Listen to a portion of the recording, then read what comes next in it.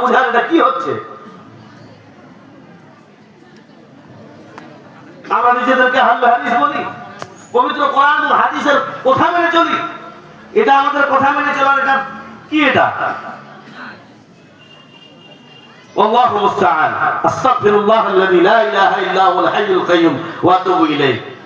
তাই সকল আমি এই জন্য আজকে বিষয়টাই বেছেছি আপনাদের জন্য যে মুসলিম জাতি নির্যাতিত হওয়ার কারণটা কি এবং তার প্রতিকার স্বরূপ।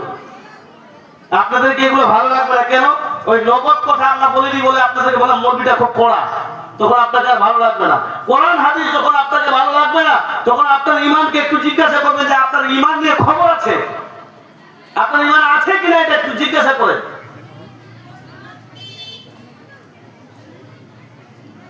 আল্লাহ আমাদেরকে হেফাজত করুক, মাফ করুক। কথাগুলো একটু বেশি হয়ে গেল। কমিটিগুলো যারা শুনেন নাই, কাজ করছিলেন, তারা সামনে দিকে আসুন, একটু বসুন। সামনে একটু আসেন ভাই, সামনে আসুন, না কি করে কি হবে, আসেন। আল্লাহ আমাদেরকে হেফাজত কাজ দিয়ে দিয়েছেন, ভয় করার কিছু নেই। সামনে আসেন, সামনে বসে। যারা দেয়নি তারা দিবেন, আর আমরা দিয়ে দিয়েছেন ভয়ের কোনো ব্যাপার। চলে আসেন সামনে, সামনে আসে, সামনে আসে। নগদে কথা বলতে আমরা পছন্দ করি, ওই আজগত বাজগত আমরা কথা বলি না ভাই। কিন্তু একটু বিবেকটাকে জিজ্ঞাসা করেন, আল্লাহ তাআলা এই পৃথিবীর মধ্যে আমাদেরকে আযাব দিচ্ছেন কারণটা কি এটা বুঝতে হবে আপনাদেরকে। আর সারা বিশ্বে মুসলিম জাতি নির্যাতিত, নিপীড়ন এবং তারা তাদের বিচার বিশ্লেষণ বলে কিছু পৃথিবীর মধ্যে নেই। কারণটা কি আমাদেরকে জানতে হবে, একটু জেনে নিতে হবে। মা তাদেরকে আমি বলবো এটা আপনাদের দোষ ত্রুটি নয়, তবে আপনাদের যেটা ত্রুটি আছে সেটা বলেছে সংশোধন করে নেওয়ার চেষ্টা করুন। ইনশাআল্লাহ আমি আশাবাদী যে এখান থেকে দুটা কথা শুনবেন, দুটা কথা যেটা মনে রাখবেন এবং জীবনকে পরিবর্তন করার ধারা রাখবেন।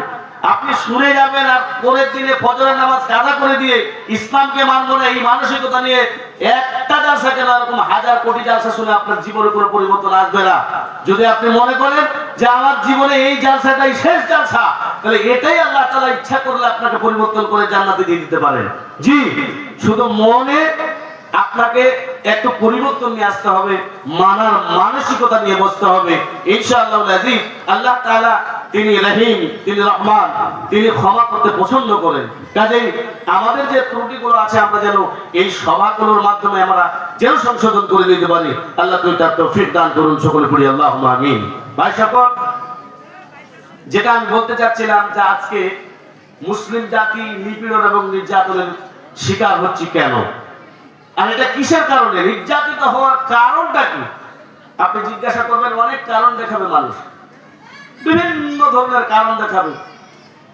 মুসলিম জাতি ঐক্যবদ্ধ হতে হবে, এক জায়গায় হতে হবে সবাই। যদিও সময় বলছে, সময়ের দাবি বলছে যে মুসলিম জাতিকে এখন ঐক্যবদ্ধ হয়ে আমাদেরকে এক জায়গায় আসতে হবে। এটা সকলের ডাক না ডাক নয়, বলেন তো ভাই? ডাক তো নাকি কথা বলতে হবে, ডাক তো নাকি সবাই আমরা এক জায়গায় উপস্থিত হয়। যদিও সময় বলছে যে মুসলিম জাতি তুমি যদি এক জায়গায় সমবেত হও তাহলে এতে আল্লাহ তাআলা কি আছে, আল্লাহ তাআলা তিনি নিজেই বলছেন ওয়াতাসিমু বিহাবলিল্লাহি জামিআন ওয়া লা তাফাররাকু, তোমরা আল্লাহ তাআলার রুটটাকে মানে রশিটাকে শক্তভাবে ধারণ করো এবং বিভিন্ন দলে বিভক্ত হয়ে যেও না। সময়ের দাবি বলছে, আল্লাহ তাআলা বলছে তোমরা এক জায়গায় কি হও, আল্লাহ তাআলার রশিটাকে শক্তভাবে ধারণ করো, শক্তভাবে ধরো। কিন্তু এটা আমাদের জন্য প্রতিকার নয়, এটা আমাদের জন্য প্রতিকার নয়। নির্যাতিত হওয়ার কারণ যদি আপনি জিজ্ঞাসা করেন তাহলে আমাদের সংবিধান পবিত্র কোরআন, তাকে আপনি জিজ্ঞাসা করেন। আচ্ছা, আল্লাহ তাআলা পবিত্র কোরআন দিয়েছেন, আফসোসের বিষয় কোরআনকে আমরা তাকের মধ্যে রেখে দিয়েছি।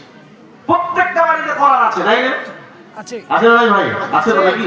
প্রত্যেকটা মানুষের বাড়িতে দেখবেন কোরআন আছে, আলহামদুলিল্লাহ রাখা আছে। ওটাতে ফুক দিবেন, দেখবেন যে 200 গ্রাম ধুলা বের হবে। বাড়ির যে মানে ফ্রিজ, এসি, টিভি গুলো আছে এগুলো দেখবেন যে বাড়ির মহিলারা সকাল সন্ধ্যা ওই টিভি আর ফ্রিজ এগুলোকে মুছে না পরিষ্কার করে তো নাকি? এই 30,000 টাকা দাম, এটা 30,000 টাকা দাম, ওটাকে সকাল সন্ধ্যায় পরিষ্কার করে সুন্দর করে মুছে। আর পবিত্র কোরআন তাকের মধ্যে রাখা আছে, 200 গ্রাম ধুলা পড়ে আছে, ওর কোনো মর্যাদা নেই, আছে?